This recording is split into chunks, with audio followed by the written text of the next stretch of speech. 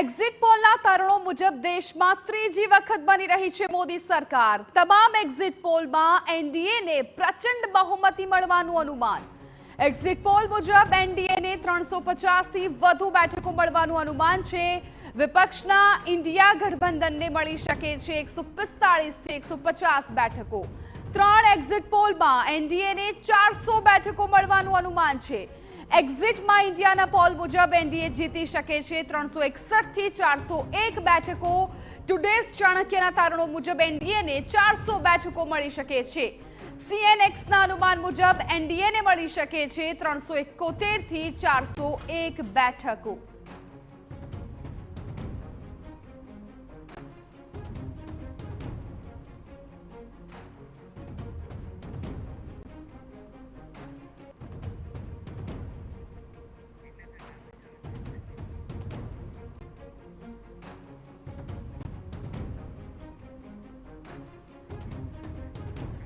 તો સીએનએક્સના સર્વેમાં આપ જોઈ શકો છો કે 543 માંથી કોને કેટલી સીટો મળી શકે છે।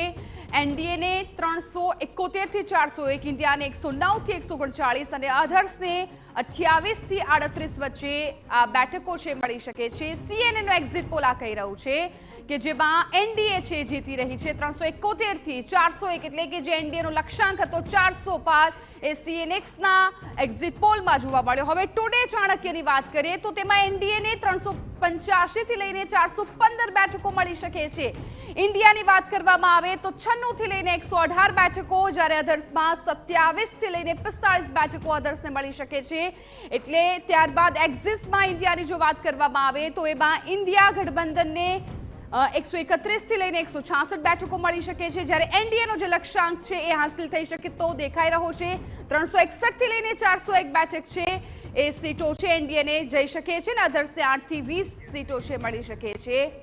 અને જ્યાં જ્યાં આ 400 ઉપર જે બેઠકો એનડીએનો જે લક્ષ્યાંક છે એ દર્શાવી રહ્યા છે। અને હવે ઇન્ડિયા ન્યૂઝની જો વાત કરવામાં આવે તો એનડીએને 371 બેઠક, ઇન્ડિયાને 125 અને અધર્સને 47 બેઠકો મળી શકે છે।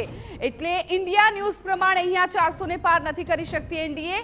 એબીપી સી વોટરની જો વાત કરવામાં આવે તો એનડીએ છે એ 353 થી 383 જેટલી બેઠકો મેળવી શકે છે। ઇન્ડિયા 152 થી 182 જેટલી અને અધર્સને 4 થી 12 બેઠકો છે સીટો છે તેમના ફાળે જઈ શકે છે।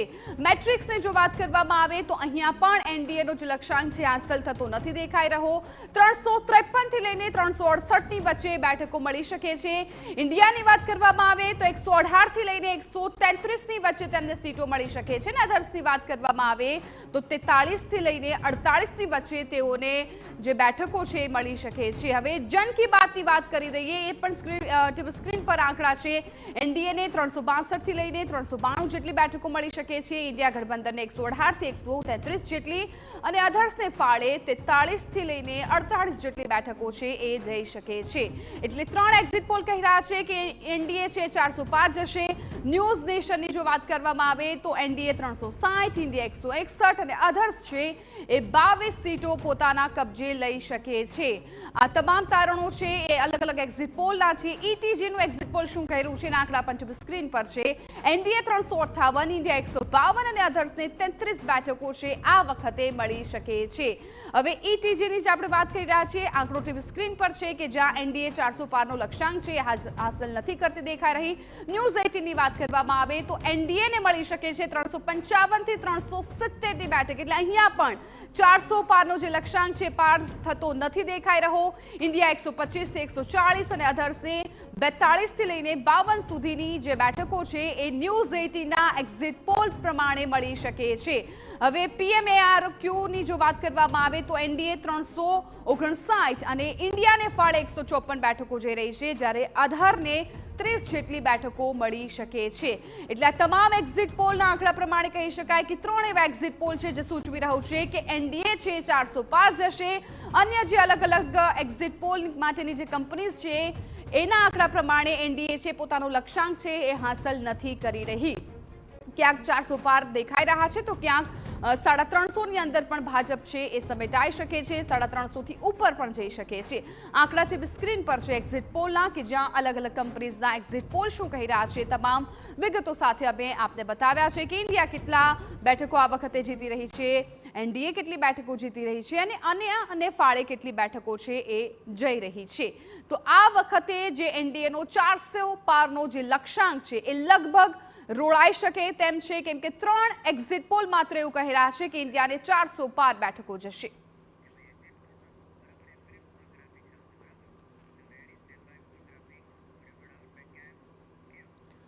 તો એક્ઝિટ પોલના આંકડા આવી ગયા છે અને અલગ અલગ કંપનીઝ એક્ઝિટ પોલ વિશે અલગ અલગ તેમની જે જાણકારી છે આપી છે। ક્યાંક 400 પારનો લક્ષ્યાંક પૂર્ણ થઈ રહ્યો છે તો ક્યાંક નથી થઈ રહ્યો। વોલ ગ્રાફિક્સ દ્વારા આપને તમામ વિગતો છે સમજાવી છે કે એક્ઝિટ પોલના આંકડા ખરેખર શું કહી રહ્યા છે। એક્ઝિટ પોલમાં શું, તો કે તમામ એક્ઝિટ પોલમાં એનડીએને ત્રીજી વાર સંપૂર્ણ બહુમતી મળી રહી છે। એક્ઝિટ પોલનું આ તારણ છે કે જ્યાં તમામ એક્ઝિટ પોલ એવું કહી રહ્યા છે કે એનડીએને ત્રીજી વાર સંપૂર્ણ બહુમતી મળવાનું અનુમાન છે। પીએમ મોદીને ત્રીજી વાર જનતાના આશીર્વાદ મળે તેવું અનુમાન લગાવવામાં આવી રહ્યું છે। ફરી એકવાર વડાપ્રધાન તરીકે નરેન્દ્ર મોદી છે એ જનતાની સેવા કરશે તેવું એક્ઝિટ પોલ પરથી નક્કી કરવામાં આવી રહ્યું છે, આંકલન લગાવવામાં આવી રહ્યું છે। પીએમ મોદી ત્રીજી વાર દેશની કમાન સંભાળે તેવું પણ આંકલન એક્ઝિટ પોલમાંથી બહાર આવ્યું છે। એક્ઝિટ પોલના આંકડા આવી ગયા અને એ પ્રમાણે સતત ત્રીજી વખત વડાપ્રધાન નરેન્દ્ર મોદી બનશે તે પ્રકારનું આંકલન કરવામાં આવી રહ્યું છે। 3 એક્ઝિટ પોલમાં એનડીએ 400 ને પાર જઈ રહી છે। જી હા, જે એનડીએનો લક્ષ્યાંક હતો એ 3 એક્ઝિટ પોલ એવા બતાવી રહ્યા છે કે જ્યાં એનડીએ પોતાનો લક્ષ્યાંક છે એ હાંસલ કરતી દેખાઈ રહી છે। 400 ને પાર એનડીએની બેઠકો છે એ જઈ રહી છે, એટલે ત્રીજી વાર વડાપ્રધાન નરેન્દ્ર મોદી છે એ દેશનું સુકાન છે સંભાળશે અને 400 નો પારનો જે લક્ષ્યાંક છે એ પણ હાંસલ કરી શકે છે। 3 એવા એક્ઝિટ પોલ છે કે જેમાં દર્શાવવામાં આવ્યું છે કે 400 ને પાર એનડીએ જવાની છે।